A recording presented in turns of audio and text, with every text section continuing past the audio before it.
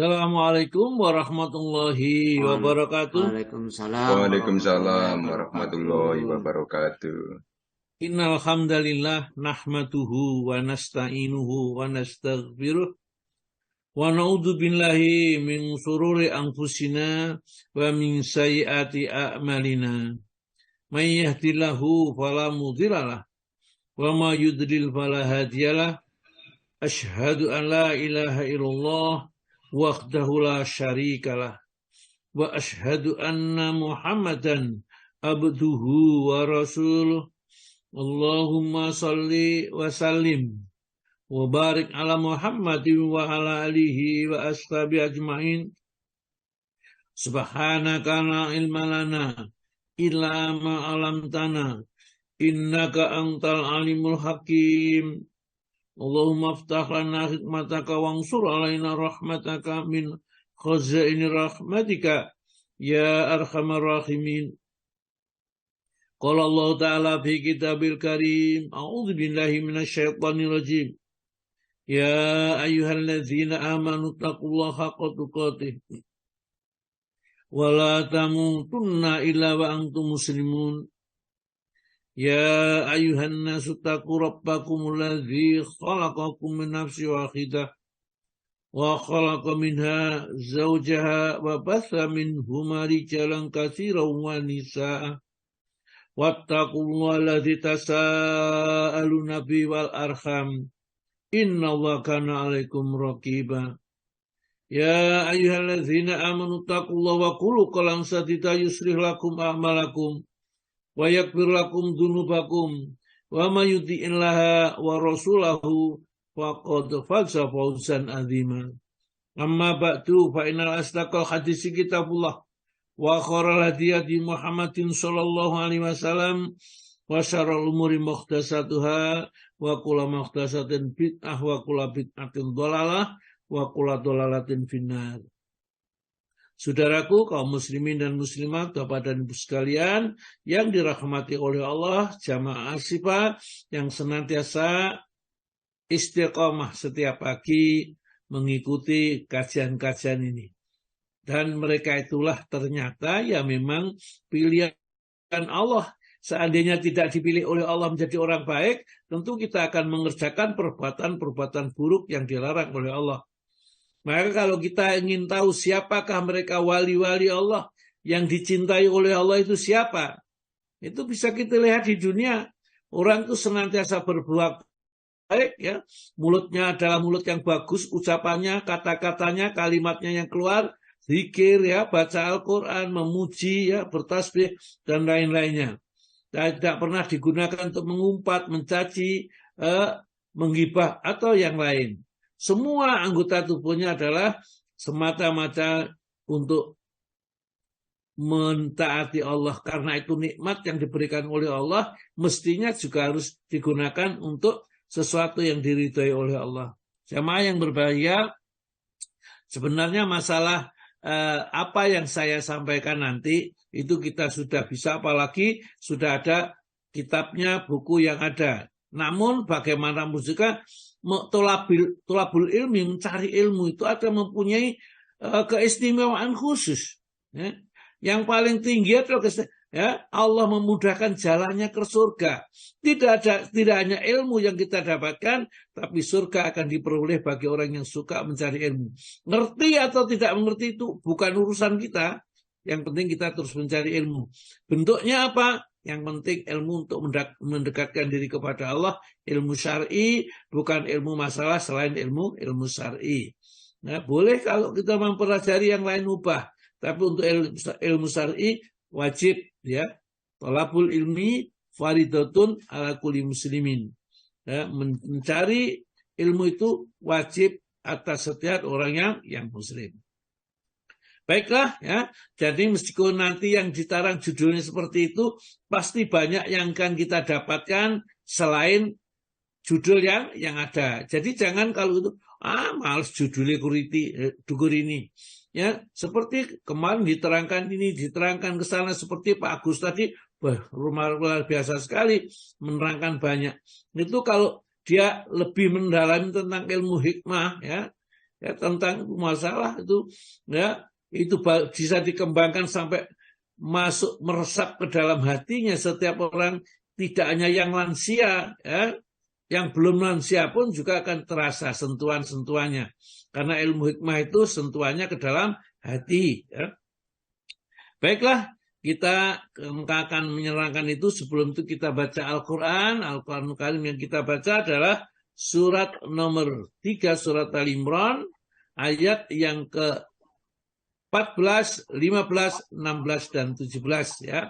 4 ayat itu mudah-mudahan kita ada sentuhan sedikit yang masuk ke dalam hati kita tatkala mendengar bacaan Al-Quran langsung terjemahnya. Jadi tidak sekedar membaca Al-Quran saja, memperbaiki, tapi tatkala diterjemahkan, kemudian nanti diterangkan sebagiannya, maka kita harus bisa merasakan sentuhan Al-Quran untuk diri kita. Ya, mudah-mudahan Allah Ta'ala menjadikan hati kita yang senantiasa disirami dengan Al-Quran itu menjadi lembut dan tumbuh menjadi tumbuhan yang subur dan berbuah dengan buah yang manis. Monggo, silakan Ibu yang bertugas untuk membacanya. Monggo Ustaz, Hidayati, monggo. Ya, terima kasih Ustaz. Assalamualaikum warahmatullahi wabarakatuh. Waalaikumsalam warahmatullahi wabarakatuh. A'udzu billahi minasy syaithanir rajim. Bismillahirrahmanirrahim. Zuyyina lin-nasi hubbush syahawati minan nisa'i wal banina wal qanatiril muqantarah والقناطر المقنطرة من الذهب والفضة والخيل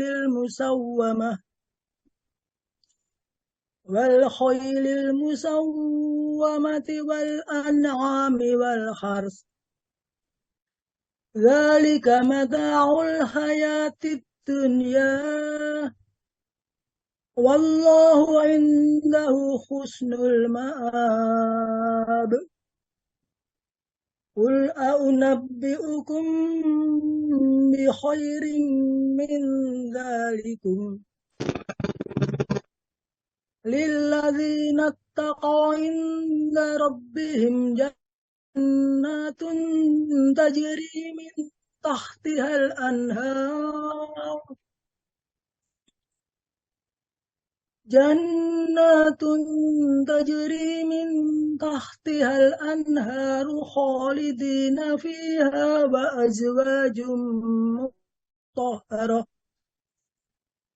وأزواج مطهرة ورضوان من الله والله بصير بالعباد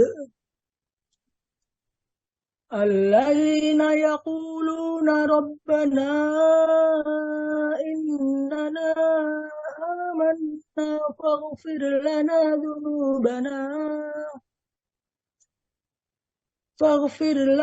ذنوبنا وقنا عذاب النار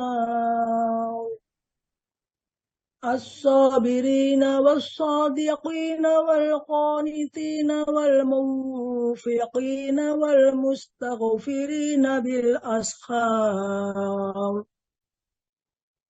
Terjemahan surat Ali Imran ayat 14 sampai dengan 17. Aku berlindung kepada Allah dari godaan setan yang terkutuk. Dengan menyebut nama Allah yang Maha Pengasih lagi Maha Penyayang. Dijadikan terasa indah dalam pandangan manusia cinta terhadap apa yang diinginkan, berupa perempuan-perempuan, anak-anak, harta benda yang bertumpuk dalam bentuk emas dan perak, kuda pilihan, hewan ternak, dan sawah ladang. Itulah kesenangan hidup di dunia dan di sisi Allah lah tempat kembali yang baik. Katakanlah, maukah aku kabarkan kepadamu apa yang lebih baik dari yang demikian itu? Bagi orang-orang yang bertakwa, tersedia di sisi Tuhan mereka surga-surga yang mengalir di bawahnya sungai-sungai. Mereka kekal di dalamnya dan pasangan-pasangan yang suci, serta ridha Allah. Dan Allah Maha melihat hamba-hambanya. Yaitu orang-orang yang berdoa, ya Tuhan kami benar-benar beriman, maka ampunilah dosa-dosa kami dan lindungilah kami dari azab neraka. Juga orang-orang yang sabar, orang-orang yang benar, orang yang taat, orang yang menginfakkan hartanya, dan orang yang memohon ampunan pada waktu sebelum fajar. Iya. Shadaqallahul azim. Maha benar Allah dengan segala firman-Nya. Matur nuwun. Assalamualaikum warahmatullahi wabarakatuh. Waalaikumsalam warahmatullahi wabarakatuh. Terima kasih Bu, Masya Allah ya. Ini ya, kita meskipun grogi-grogi sedikit, tapi lumayan ya, sudah jelas terang membacanya juga terang. Baiklah ya, ayat-ayat kelompok ini Allah menjelaskan kepada kita supaya kita tidak terjebak kepada kesenangan hawa nafsu yang mestinya ini harus kita hindari ya, seperti ini. Allah Ta'ala menjelaskan bahwa yang menghiasi kenapa kita senang hidup di dunia itu karena ada beberapa faktor. Seandainya faktor-faktor itu hilang, maka kesenangan dunia itu akan menjadi hambar. Tidak ada, memang sengaja dipasang oleh Allah, hanya saja jangan sampai kita terlena kepada kehidupan seperti itu. Jadi Allah menjadi zuyina linnasi, ya.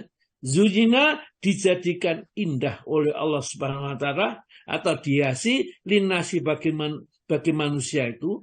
Apa yang dia anggap terasa menarik, menyenangkan itu hubus syahwat. Dia mencintai yang diinginkan. Ya, yang diinginkan itu yang menyebabkan dia kerasan hidup di dunia itu. Hubus syahwat, cinta kepada syahwat, sesuatu yang diinginkan. Apa yang diinginkan? Di antaranya lah minan nisa. Ya, yang pertama itu wanita, bukan laki-laki di sini. Karena laki-laki nggak menarik barangkali ya. Tapi wanita, apalagi wanita mungkin itu kan wanita itu indah memang, hiasan wanita ini. Ya, kalau orang mengatakan bahasa Inggris wanita itu born, yang diinginkan katanya ya wanita. Ya wanita, kalau orang Jawa mengatakan wadon itu wadi ya. Jadi maka karena itu wadi harus banyak ditutup, memakai hijab mestinya sebenarnya. Karena wadon itu wadi ya, atau wadanan ya. Atau juga bisa berarti wanitoto. Jadi wanita itu memang seperti itu ya. Hubus sawati minan nisa'i, mencintai menyenangi wanita. Jadi pertama kali yang diterangkan oleh Allah, orang itu senang wanitanya, ya, yang menarik itu. Kalau sudah punya wanita, berarti sudah punya istri, baru walbanina, kemudian anak-anak. Kita kalau sebelum nikah nggak mungkin tertarik anak-anak. Kalau sudah nikah, kok lama tidak mempunyai keturunan, maka mengharapkan punya anak walbanina. Ya. Kalau sudah punya anak, ya, punya istri, punya anak, maka butuh harta untuk bisa kita hidup di dunia itu senang. Itu dalam arti wal qanatiril muqantarati, yaitu harta yang bertumpuk-tumpuk kepinginnya gitu ya. Uangnya melimpah ruah, di rumah ada, kemudian di tabungannya ada, di rekeningnya banyak rekening, sampai 256 rekening barangkali yang dimiliki itu ya. Panji Gumilang sekarang banyak rekeningnya, katanya seperti itu. Padahal ya nantinya nggak ada gunanya, apalagi kalau sudah umur seperti umurnya saya itu ya Kak. Itu sudah sedikit manfaatnya. Kalau dulu masih muda, wah senang. Kalau sudah tua itu sudah tidak lagi menarik seperti dulu ya. Wal qanatiril muqantar minadz dzahabi wal fiddah, berupa emas dan perak. Ya, di sini sebutkan emas karena emas itu harganya tidak mungkin turun terus melejit terus. Ya, ini yang menyebabkan orang itu senang nabung ya emas. Ya. Dan perak di sini perak juga setelah emas di bawahnya adalah perak. Wal khairul musawati dan kuda pilihan maksudnya. Jadi yang disebut itu kendaraan. Kalau sudah punya rumah mewah, kemudian hartanya melimpah, kemudian anak juga punya, istri juga punya, maka dibutuhkan kendaraan sebagai alat transportasi ya untuk bepergian kemana itu. Maka disebutkan di sini wal khairil musawanti dan kendaraan-kendaraan yang bagus, ya, kuda yang pilihan, kendaraan bagus. Wal an'ami dan binatang ternak. Ya kita ingin orang tuh mesti ternak sekian, ya. Kalau kita lihat kambingnya, ya, kemudian sapinya besar-besar, senang, itu kebanggaan. Itu termasuk kesenangan dunia. Wal khars dan sawah ladang. Kalau kita kebun apel, kebun jeruk, kebun apa saja yang luas, senang melihatnya, susah senang. Itulah itulah mataul hayati dunya, kesenangan dunia yaitu jenisnya. Tidak jauh lari dari sana. Kalau kita perhatikan memang betul seperti itu. Wanita dulu, baru anak yang kepingin, baru harta yang harus dikumpulkan, kemudian kendaraan yang bagus. Kalau kita mempunyai ternak, ya, peternakan yang sangat besar sekali yang menghasilkan uang banyak, demikian juga sawah ladang. Dari kalimat al-hayatud dunya, itulah kenikmatan dunia. Wallahu indahu husnul ma'ab, dan di sisi Allah itu ada tempat kembali yang lebih baik. Ya. Nanti artinya kalau kita bisa memanage harta kekayaan yang kita miliki di dunia ini, nanti kita akan kembali kepada Allah dengan kembali yang baik, masuk ke dalam surganya, bukan neraka. Jadi orang kaya itu tidaklah orang kaya itu masuk neraka, tidak. Ya. Atau orang miskin pasti masuk surga juga tidak. Ya. Hanya saja orang kaya itu berat cobaannya tatkala diberi kekayaan ini. Karena mengeluarkan apa yang dimiliki itu, hatinya itu senantiasa mengatakan jangan, kamu butuh ini, jangan. Jadi kalau sabar menjadi orang miskin agak lebih mudah sebenarnya. Nah paling-paling nggak makan satu hari ya kita sabar ya. Barangkali nanti atau sebentar lagi ada dikirim orang atau gimana kalau tidak bisa mendapatkan dengan usahanya ini.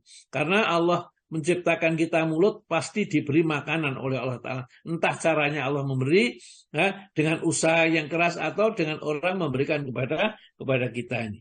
Nah, setelah Allah menceritakan seperti itu, maka Allah kemudian menjelaskan, ya, kul katakan wahai Muhammad, a'unabiukum, maukah kamu saya beri kabar, ya, bi khairi min zalikum, yang lebih baik daripada harta wanita, kekayaan, emas bertumpuk-tumpuk, perak seperti itu, kendaraan, ya, tanah ladang, ya, kemudian ternak. Ada yang lebih baik daripada itu. A'unabiukum, maukah kalian aku beri kabar, ya, bi khairi min dzalikum, yang lebih baik daripada yang seperti itu, yaitu illadzina taqau. Pertama kali adalah yang digambarkan oleh Allah Ta'ala orang yang takwa. Orang yang takwa akan mempunyai hal yang lebih baik dan jauh lebih baik daripada harta kekayaan dunia. Lilladzina taqau, bagi orang yang bertakwa kepada Allah Ta'ala, ingdar bin jannat, nanti akan mendapatkan surga, ya, di sisi Allah tatkala kita kembali kepada Allah. Jadi hanya orang bertakwa, ya. Tajri, yang di surga itu dijamin mengalir minta dia dari bawahnya al-anharu, sungai-sungai. Ada sungai madu, sungai komer, sungai susu, sungai air yang tidak berubah bau dan rasanya. Khalidina fiha, dan kekal lagi. Ya, tidak usah mencari makan, tidak usah susah-susah, tidak usah seperti sekarang itu buat usaha, buka lapak dan lain-lainnya, sudah tidak usah. Ya. Ini khalidina fiha, kekal di dalamnya. Di samping itu disediakan oleh Allah, kalau tadi hubus sahwati minan nisa, besok di surga itu diberikan oleh Allah wa azwajum mutahharatun, dan istri-istri atau jodoh-jodoh yang disucikan oleh Allah Subhanahu wa taala dari segala macam kotoran. Suci hatinya, suci mulutnya, tidak pernah mengatakan sesuatu yang buruk. Nah, hatinya ada tertuju kepada pasangan hidupnya saja. Yang lebih menarik lagi, waridwan minallah, dan mendapat keridhaan dari Allah Subhanahu wa taala. Allah ridho atas apa yang dilakukan oleh orang itu termasuk surga. Artinya tidak mungkin akan dipindahkan ke dalam neraka. Wallahu basirun bil ibad, dan Allah senantiasa melihat seluruh tingkah laku hambanya di dunia, mana-mana yang layak mendapatkan balasan yang luar biasa itu.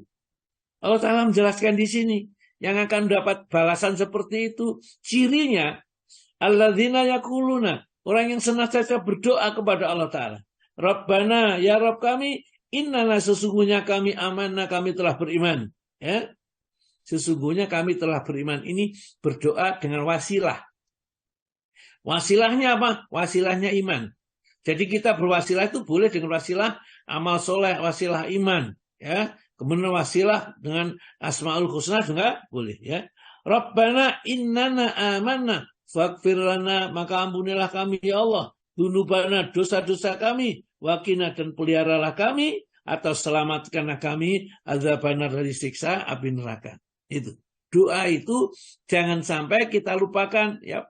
Jadi setelah selesai sholat itu Rasulullah tidak pernah meninggalkan doa Rabbana atina fid dunya hasanah wa fil akhirati hasanah wa qina adzabannar. Doa yang ringan, yang mudah itu jangan sampai kita lupakan ya doa itu, dan tatkala berdoa hendaklah kita hayati maknanya. Orang itu mestinya yang dimiliki orang yang seperti itu, yang nanti akan diberikan oleh Allah, mempunyai 5 sifat yang istimewa, yang tidak dimiliki oleh yang lain. Yang pertama apa? As-sabirina. Jadi orang-orang yang sabar di dalam ketaatan kepada Allah. Dan sabar tidak akan gampang terjerumus kepada maksiat. Sabar menerima semua takdir-takdir yang diberikan oleh Allah kepadanya. Orang itu bisa sabar barangkali kalau orang itu misalnya dicukupi. Tapi tatkala kekurangan, maka dia sudah mulai mengeluh ke sana kemari. Allah mengingatkan, wasbir sobron jamilah. Ya. Kalau kamu sabar yang indah gitu loh. Jangan mulai bisa sabar di mulutnya, tapi hatinya masih mengeluh kepada Allah dengan takdir yang diberikan kepadanya ini. As-sabirina, sifat yang utama yang dimiliki orang itu adalah dia senantiasa sabar. Yang kedua, sifatnya adalah calon penghuni surga yang disediakan tersebut adalah wasadiqina, dan mereka orang-orang yang benar, orang-orang yang jujur dalam beribadahnya, dalam akidahnya, ya, akhlaknya, ya, semua itu dia adalah orang shadiqina, orang yang benar, ya, dan dalam berbuat perbuatannya, amalnya senantiasa dilandasi dengan ilmu, bukan sekedar beramal tanpa ilmu, tadi beramal dengan ilmu. Karena di dalam suratul Fatihah itu ada orang yang dilaknat oleh Allah, satu yang dimurkai oleh Allah, yang satu orang yang tersesat. Dan itu kita mohon kepada Allah supaya dihindarkan. Ya, seperti ihdinas siratal mustaqim, siratal ladzina an'amta 'alaihim ghairil maghdubi 'alaihim, bukan orang-orang yang dimurkai. Jadi sejenis Yahudi, orang yang berilmu tapi tidak mau beramal, ya. Berilmu ceramah ke sana kemari, duitnya banyak tapi tidak mau berbagi dengan orang lain, ya. Atau apa saja, ya, yang penting mereka tidak mau berbagi dengan orang lain. Jadi wasabirin, wasadiqina, dan orang-orang yang jujur, yang benar, ya. Benar dalam keimanan, dalam berakhlak, dalam ketaatan kepada Allah Ta'ala. Wal qonitinya, dan orang-orang yang senantiasa taat kepada Allah. Maka di dalam doanya Nabi itu mengatakan, ya Allah, berikanlah saya ketaatan kepadamu, sehingga dengan taat kepadamu itulah dapat menyampaikan aku kepada surgamu. Jadi itu doa yang diajarkan oleh Nabi kepada kita. Mohon supaya taat kita bisa menyampaikan kepada surga Allah. Wal qanitina. Kemudian yang keempat adalah wal munfiqina, dan orang-orang yang suka berinfak. Ini yang menyebabkan orang itu lari dari agama. Ya, setelah dia mengerti, ya, karena hatinya itu belum diperbaiki dulu, disebabkan karena makanan-makanan yang tidak jelas, tatkala mereka masih kekurangan atau masih belum jadi Islam, kemudian jadi Islam disuruh sedekah. Itu paling tidak disukai. Ya. Kenapa? Orang itu rata-rata mencintai dengan miliknya sendiri. Ya. Jadi dicintai miliknya sendiri. Sedangkan kalau itu harus dikeluarkan berat. Dan disinilah orang yang ciri-ciri masuk surga itu adalah wal munfikina, orang-orang yang suka berinfak. Yang terakhir adalah wal mustaghfirina bil ashar, dan orang-orang yang memohon ampun kepada Allah di waktu sahur, di waktu orang itu setelah sholat tahajud sebelum masuk waktu subuh. Jadi kalau kita sholat tahajud malam hari, kemudian kita selesai istighfar mohon ampun kepada Allah, kemudian setelah azan subuh kita datang ke masjid untuk mengerjakan sholat bersama. Itulah sifat-sifat orang yang calon penghuni surga. Saya ulangi lagi, ya, penghuni surga yang disebutkan di dalam ayat 15 surat Al-Imran ini sifatnya dijelaskan pada ayat 16 dan ayat 17. Orang yang senantiasa berdoa kepada Allah, takut kepada siksa api nerakanya, dia bersifat sabar, ya, kemudian jujur, kemudian taat kepada Allah, suka berinfak, munfikina itu, dan orang yang senantiasa bangun malam, di waktu malam ini mohon ampun kepada Allah Ta'ala. Allah Ta'ala di dalam surat nomor 32 ayat 16 dan 17, tatajafa junubuhum anil mawdaji'i yad'una rabbahum khaufan wa tama'an wa mimma razaqnahum yunfiqun.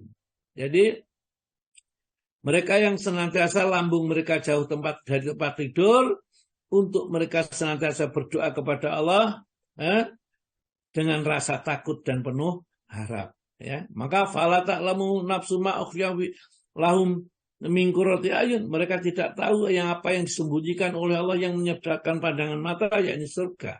Ya. Jazaan bima kanu ya'malun, sebagai balasan dari apa yang mereka kerjakan. Baik, mari kita sekarang pada bab yang akan kita baca, yakni tentang sunat fajar. Ya. Kemarin kita sudah belajar sunat itu ada yang disebut sunat mutlak, ya. Salat mutlak, ada salat yang muqayyad. Di antara salat muqayyad itu adalah sunah rawatib. Rawatib itu adalah salat-salat yang mengikuti salat fardu.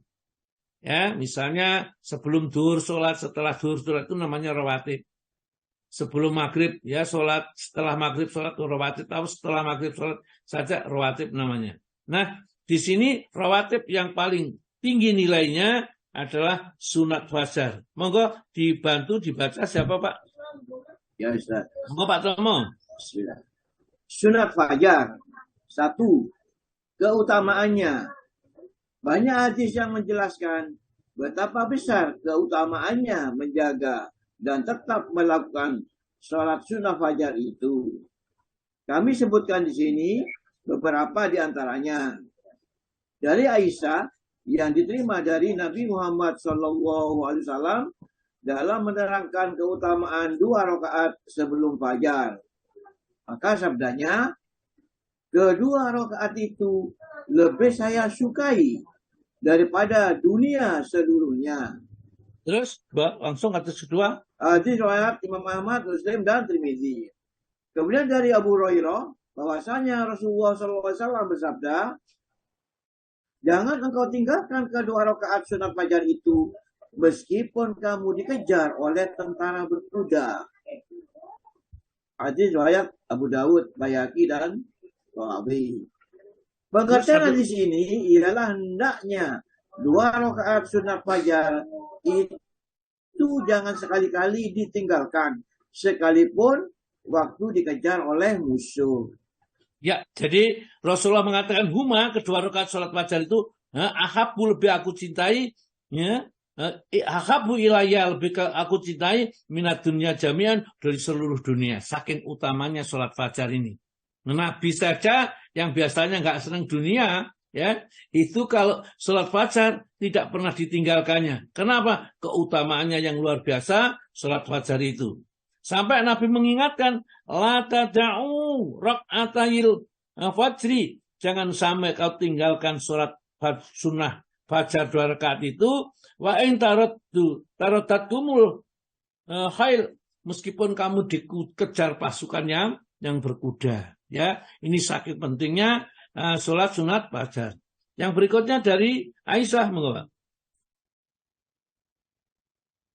Dari Aisyah katanya, Rasulullah SAW dalam mengerjakan sholat-sholat sunnah itu tidak serajin dalam mengerjakan sholat sunnah 2 rakaat sebelum subuh.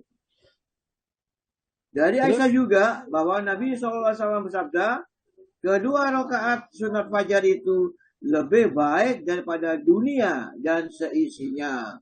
Jadi saking pentingnya bahwa Rasulullah tidak pernah mengerjakan sholat-sholat sunnah, ya, yang sangat rajin dikerjakan sekali, melebihi dari 2 rakaat sholat sebelum subuh. Bahkan Rasulullah bersabda, raka'atal fajri khairu minad dunya wa ma fiha, 2 rakaat sholat fajar itu, yakni sholat sebelum subuh, 2 rakaat itu lebih baik daripada dunia seisinya. Yang penting yang perlu diketahui, sunat fajar itu bukan tarkim itu sunat, bukan. Tapi setelah azan subuh, ya, setelah azan subuh, sholat 2 rakaat namanya sholat fajar. Yang itu nilainya lebih baik daripada dunia seisinya. Jadi orang muslim itu dengan ajaran-ajaran agamanya akan mendapatkan kebaikan yang ghairul mamnun, yang tidak pernah putus-putusnya. Bayangkan sholat 2 rakaat sebelum subuh sudah seperti itu. Itu sholat subuhnya bagaimana? Karena itu adalah pokoknya tentu lebih besar. Tidak bisa dibandingkan dengan 1000 sholat sunnah, ya. Padahal 1 sholat sunnah saja sebelum subuh sudah seperti itu. Bagaimana sholat subuhnya? Tentu lebih besar. Sampai Rasul mengatakan juga, ma ra'aituhu, tidaklah kami melihatnya. Ila syai'in, kepada sesuatu, minal khairi, dari satu kebaikan, asra'a minhu ila raka'atil qoblal fajri. Maka diterjemahkan hadis yang terakhir itu, Pak Tom. Ya, Ustaz. Dari Imam Ahmad dan Muslim meriwayatkan dari Aisyah, katanya, saya tidak pernah melihat Nabi SAW begitu rajin dan cepatnya mengerjakan sesuatu kebaikan sebagaimana rajinnya dan cepatnya melakukan 2 rakaat sebelum fajar. Jadi diharapkan dengan kita sudah melaksanakan dulunya. Tapi kita tahu kemanfaatnya yang begitu besar, kita lebih rajin, lebih tekun, dan jangan sekali-kali kita tinggalkan, ya. Nah, karena apa? Karena kelebihannya seperti ini, yang luar biasa ini. Bahkan yang kedua, keringanan dalam sholat fajar. Saya ringan aja, tidak apa-apa sholat fajar dikerjakan, ya, supaya jangan ditinggalkan. Nggak usah lama sekali. Tumak ninanya dikerjakan sangat singkat sekali. Monggo Pak, dibaca hadisnya. Keringanan dalam sunat fajar yang terkenal dari petunjuk Nabi SAW ialah bahwa beliau suka meringankan bacaan dalam kedua rakaat sunnah fajar. Dari Hafsah katanya, Rasulullah SAW bersolat 2 rakaat fajar sebelum subuh di rumahku dan beliau melakukan cepat sekali. Nafi berkata, Abdullah bin Umar juga melakukan dengan cepat. Dari Aisyah katanya, ini sebentar Pak. Rasulullah ya. Sebentar Pak. Sebentar Pak. Ya. Jadi ini menunjukkan bahwa kalau sunat fajar itu yang paling baik dikerjakan di rumah. Ya, yang paling baik dikerjakan di rumah. Kalau kita jaraknya dari rumah ke masjid itu tidak jauh atau tidak sampai ketinggalan takbiratul ihramnya imam. Tapi kalau kita kerjakan di rumah, tetapi nanti kita masuk masjid, kita masbuk ketinggalan takbiratul ihramnya imam, lebih baik kita kerjakan di masjid aja, ya, tidak mengurangi keutamaannya. Ya mungkin agak berselisih sedikit Ya, karena sebaik-baiknya sholat itu di masjid kecuali sholat sunnah, berarti sholat sunnah itu mestinya dikerjakan di rumah. Dan khusus sholat fajar itu dikerjakan sangat cepat. Artinya tidak usah berlama-lama membaca surat panjang-panjang juga tidak. Maka yang dianjurkan nanti kita, surat apa yang dianjurkan? Ternyata surat Al-Kafirun sama surat Ikhlas saking cepatnya. Ya, moga terus Pak. Dari Aisyah. Dari Aisyah katanya, Rasulullah Shallallahu Alaihi Wasallam bersolat 2 rakaat sebelum subuh dan melakukannya dalam waktu yang singkat. Karena demikian cepatnya, sampai-sampai saya ragu, apakah dalam kedua rakaat itu beliau membaca surat Al-Fatihah atau tidak. Ya, jadi saking cepatnya Rasulullah mengerjakan kata Siti Aisyah, apakah membaca surat Al-Fatihah atau tidak. Padahal membaca surat Al-Fatihah itu adalah termasuk rukun, nggak mungkin nggak membaca surat Al-Fatihah. Ini menunjukkan bahwa biasanya Nabi itu kalau surat lama, ya tidak cepat, tapi untuk 2 rakaat sholat qobliyah subuh atau sholat fajar itu dikerjakan sangat cepat sekali. Jadi bacaannya ya, seakan-akan tidak membaca surat Al-Fatihah itu menunjukkan bahwa sangat cepat sekali. Terus dari Aisyah pula. Dari Aisyah pula katanya, berdirinya Rasulullah Shallallahu Alaihi Wasallam dalam kedua rakaat sebelum sholat subuh itu hanyalah sekedar untuk membaca Al-Fatihah belaka. Ya, jadi ini jelaskan bahwa sholat fajar itu seakan-akan cukup dengan kita membaca surat Al-Fatihah saja, tidak usah membaca surat-surat yang lain. Tapi ternyata di bawah ini akan disebutkan surat-surat yang dibaca tatkala kita sholat sunat fajar. Jadi tidaklah kita memilih seenaknya, tapi kita mengikuti tuntunan Nabi, apakah yang dibaca oleh Nabi di dalam 2 rakaat sholat fajar itu. Monggo Pak. Surat-surat yang dibaca dalam melakukan sholat sunat fajar itu disunahkan pula membaca surat-surat sebagaimana yang diajarkan oleh Nabi Shallallahu Alaihi Wasallam. Di antara hadis-hadis yang menerangkannya ialah dari Aisyah katanya, Rasulullah Shallallahu Alaihi Wasallam itu dalam kedua rakaat fajar membaca surat Qul ya ayyuhal kafirun dan Qul huwallahu ahad, serta dibacanya perlahan-lahan, tidak dikeraskan suaranya. Masya Allah. Ya, ini yang dijelaskan oleh Nabi bahwa kalau 2 rakaat itu, rakaat pertama Qul ya ayyuhal kafirun dan rakaat kedua membaca Qul huwallahu ahad. Itu sunnah. Meskipun kita boleh, tidak harus itu, kita membaca ayat yang lain pun juga sah sholatnya. Tapi kalau ingin mengikuti sunnah Nabi, bacaan suratnya adalah Qul ya ayyuhal kafirun dan Qul huwallahu ahad ya. Hampir tidak ada seorang muslim pun yang tidak hafal Qul huwallahu ahad ya, tidak ada. Semuanya hampir hafal. Demikian juga Qul ya ayyuhal kafirun, dan itu ternyata mempunyai keutamaan khusus, nanti kita bahas. Terus Pak, tentu saja beliau membaca surat tadi itu ialah setelah Al-Fatihah. Sebab sebagaimana telah diuraikan tadi, sholat itu tidak sah tanpa membaca Al-Fatihah.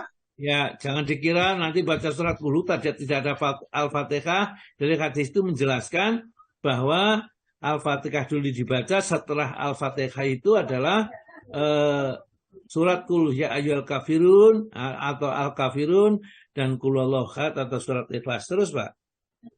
Dari Aisyah bahwa Nabi Shallallahu Alaihi Wasallam bersabda, kedua surat itu ialah sebaik-baik surat. Beliau membaca surat-surat Qul ya ayyuhal kafirun dan Qul huwallahu ahad dalam masing-masing rakaat fajar itu. Terus dari Jabir diterangkan bahwa ada seseorang yang bersolat sunnah sebelum subuh dan dalam rakaat pertama ia membaca Qul ya ayyuhal kafirun sampai selesai. Maka bersabdalah Nabi SAW, inilah hamba yang mengenal Tuhannya. Dan dalam rakaat yang penghabisan, ia membaca Qul huwallahu ahad sampai selesai. Nabi SAW bersabda pula, inilah hamba yang beriman kepada Tuhannya. Talha berkata, oleh karena itu, itulah saya gemar membaca kedua surat itu dalam kedua rakaat ini.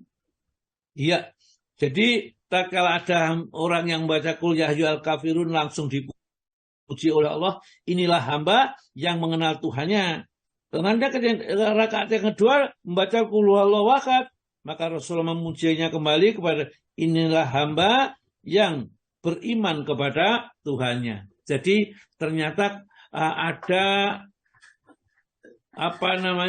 keutamaan khusus ya bagi orang yang membaca Qul ya ayyuhal kafirun di rakaat pertama dan Qul huwallahu ahad di rakaat kedua. Jadi meskipun itu suratnya pendek, tapi menunjukkan bahwa dia orang yang mengenal Tuhannya dan orang yang berterima kasih kepada Tuhannya ya. Dan itu sebabnya salah satu sahabat namanya Talha tidak pernah meninggalkan dua surat itu dalam sholat sunat fajar. Terus Pak. Dari Ibnu Abbas katanya, Rasulullah SAW di dalam kedua rakaat fajar itu membaca, maksudnya bahwa Nabi SAW pada rakaat pertama setelah Al-Fatihah membaca ayat sebagai berikut. Yang artinya, apa dibacaannya?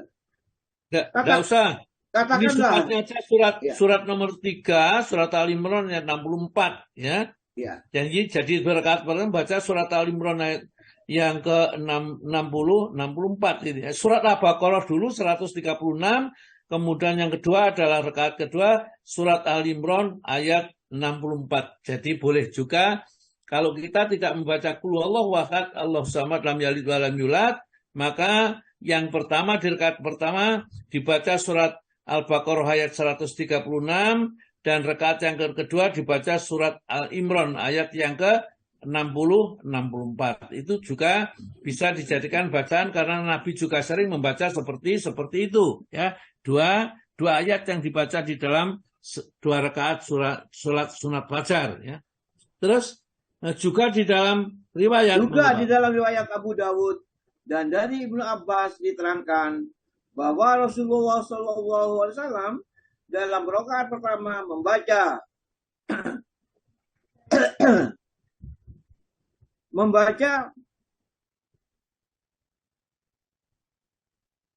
ya Allah. Kenapa Pak Tomo? Ya, juga di riwayat Abu Dawud, Ibnu Abbas diterangkan bahwa Rasulullah SAW dalam rakaat pertamanya membaca Qulu amanna billahi dan seterusnya, maksudnya surat Al-Baqarah 136, dan rakaat yang kedua membaca maka ketika Nabi Isa telah merasakan kekafirannya, ia pun berkata, siapakah yang akan membelaku dalam menegakkan agama Allah? Maka kaum Hawari sama menjawab, kamilah yang akan menjadi pembela Allah. Kami telah beriman kepada Allah dan saksikanlah bahwa kami adalah muslimin yang sebenarnya. Ya, sekarang doa setelah sholat fajar langsung Pak. Doa setelah selesai sunat fajar.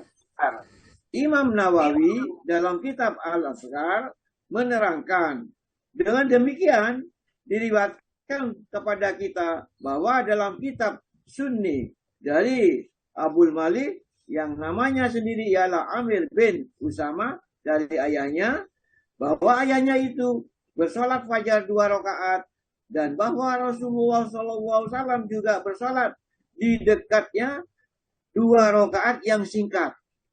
Olehnya kedengaran Rasulullah SAW membaca sambil duduk setelah selesai sholatnya itu. Ya, jadi membaca doa setelah sunat fajar itu disunahkan dalam riwayat Ibnu Sunni.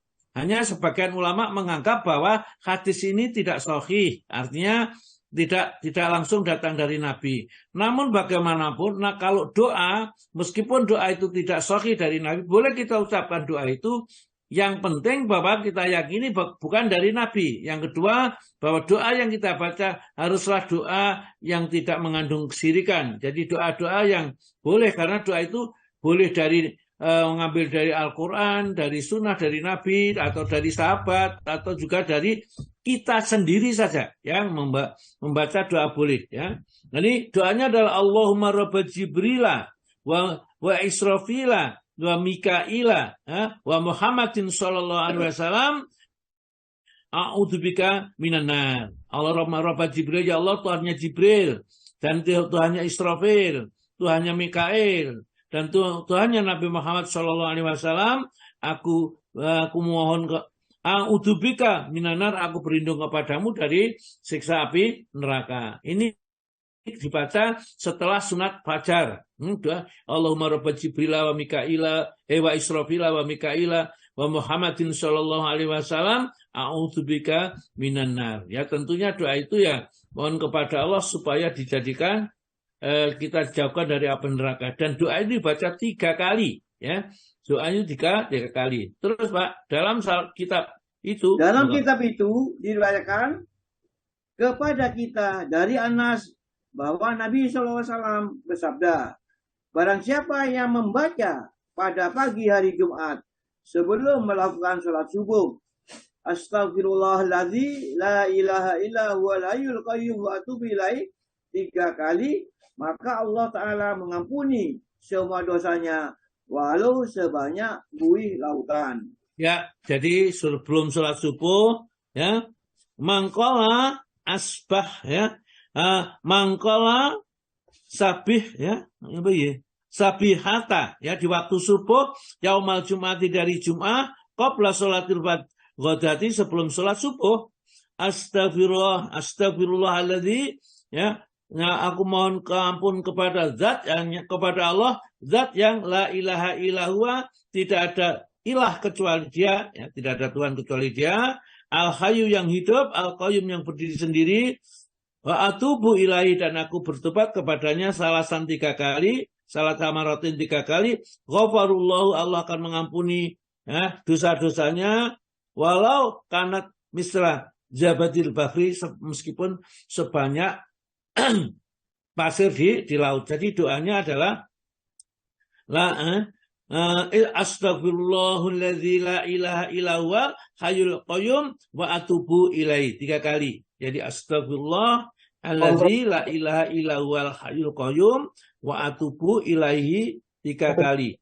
Ini dibaca, ya, sebelum sholat subuh, ya. Ya Pak, ya. Ini.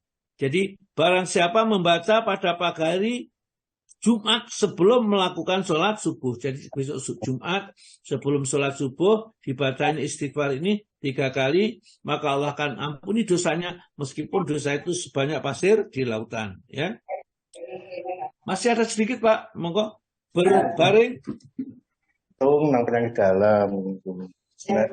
Berbaring sesudah sholat sunnah fajar. Aisyah berkata, Rasulullah SAW apabila telah selesai melakukan 2 rakaat fajar, lalu berbaring atas pinggang kanannya. Mereka meriwayatkan, ya. Terus, ya. Mereka meriwayatkan pula dari Aisyah, katanya, Rasulullah SAW apabila telah selesai melakukan 2 rakaat fajar, jika saya masih tidur, beliau pun berbaring lagi. Dan jika saya telah bangun, beliau pun bercakap-cakap dengan saya. Iya, jadi ini Rasulullah itu sangat bagus sekali dalam mendidik istrinya. Jadi Rasulullah, Siti Aisyah cerita ini, Rasulullah itu, ya, apabila telah selesai melakukan 2 rakaat sunat fajar, karena Rasulullah itu yang jadi imam di Masjid Nabawi, maka dia sholatnya ya di rumahnya, ya, tidak di masjid. Ya, jika saya masih tidur, ya, beliau pun berbaring lagi, ya, ngancani tidur gitu, ya, supaya dia juga ngerti bahwa itu waktunya sudah subuh, segera bangun. Ya. Dan jika saya telah bangun, beliau pun bercakap-cakap dengan saya.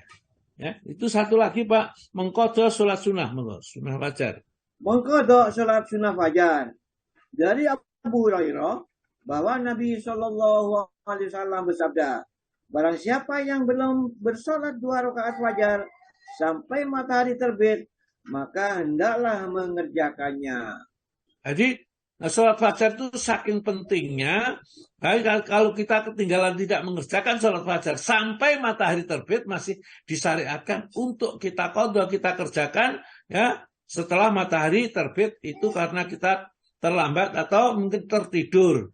Tetapi kalau kita sengaja tidak sholat, ya kalau sengaja tidak sholat maka tidak bisa diqadai ya karena perbuatan itu bukan karena lalai atau bukan karena tertidur, bukan karena lupa, bukan karena tertidur. Terus Pak, Imam Nawawi berkata bahwa isnad hadis itu adalah baik. Dari Qais bin Umar bahwa ia keluar masjid untuk melakukan salat subuh dan di sana didapatinya Nabi Shallallahu Alaihi Wasallam sedang melakukan salat sunnah subuh. Sedangkan ia berdiri belum mengerjakan 2 rakaat sunnah fajar. Ia pun lalu sholat subuh bermakmum kepada Nabi Shallallahu Alaihi Wasallam. Kemudian setelah selesai, ia berdiri lagi dan mengerjakannya sholat sunnah fajar 2 rakaat. Nabi Shallallahu Alaihi Wasallam pun berjalan melewatinya dan bertanya, sholat apakah yang dilakukannya tadi? Olehnya dijawab, sholat sunnah fajar. Beliau Shallallahu Alaihi Wasallam diam saja dan tidak memberikan teguran sesuatu pun. Ya, itu menunjukkan bahwa kalau kita masuk masjid, di sana sudah iqamah, kita tidak boleh sholat sunnah. Meskipun sunat fajar, padahal sunat fajar itu, sholat sunnah fajar itu sholat sunnah yang sangat disukai sekali oleh Allah Ta'ala. Kemudian setelah itu ikut sholat berjamaah bersama Nabi, setelah selesai tiba-tiba dia berdiri lagi sholat 2 rakaat. Nabi lewat kepadanya ditanya, kamu sholat apa? Setelah sholat subuh sholat lagi. Bukankah katanya setelah sholat subuh kan tidak ada sholat. Ya, kenapa kamu kok sholat? Oh ini ya Rasulullah, ini tadi sholat fajar. Jadi saya tadi datang di masjid, sudah dikumandangkan iqamah, ya, ikut sholat berjamaah bersama Nabi. Sekarang tadi yang dikerjakan adalah sunat fajar. Nabi pun diam, maka itu jadilah sunnah. Jadi kalau kita masuk masjid kok tidak sudah koma, kita tidak boleh sholat sunnah lagi. Ya, kita tunggu sampai nanti selesai sholat subuh, kita sholat lagi sunat fajar. Kalau kita memang belum sunat fajar. Ini ada satu lagi hadis Pak. Imam Ahmad, Bukhari dan Muslim juga meriwayatkan dari Umar bin Husain bahwa Nabi Shallallahu Alaihi Wasallam pada suatu ketika sedang dalam bepergian, sekalian sahabat-sahabat tertidur sampai tidak sempat melakukan sholat fajar atau sholat subuh. Mereka sama bangun di saat matahari sudah terbit. Mereka pun lalu berjalan sedikit sampai matahari agak tinggi. Kemudian beliau menyuruh seseorang muadzin untuk berdiri melakukan adzan dan seterusnya lalu melakukan sholat 2 rakaat sunnah sebelum fajar dan iqamah serta melakukan sholat subuh atau fajar. Ya. Jadi ini meskipun sudah terlambat waktunya, matahari sudah terbit suatu saat ini, ternyata menurut hadis ini bahwa Rasulullah bersasak rombongan semua.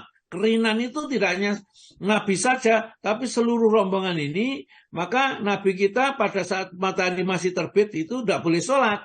Dia berjalan di beberapa langkah, matahari agak tinggi sedikit, kemudian menyuruh azan Bilal itu melakukan azan, setelah azan sholat 2 rakaat sebelum subuh, setelah itu baru qomat sholat subuh. Jadi meskipun sudah terlambat, tetap aja sholat qobla subuh itu tetap dilaksanakan. Tinggal sedikit sekali Pak Tomo, monggo.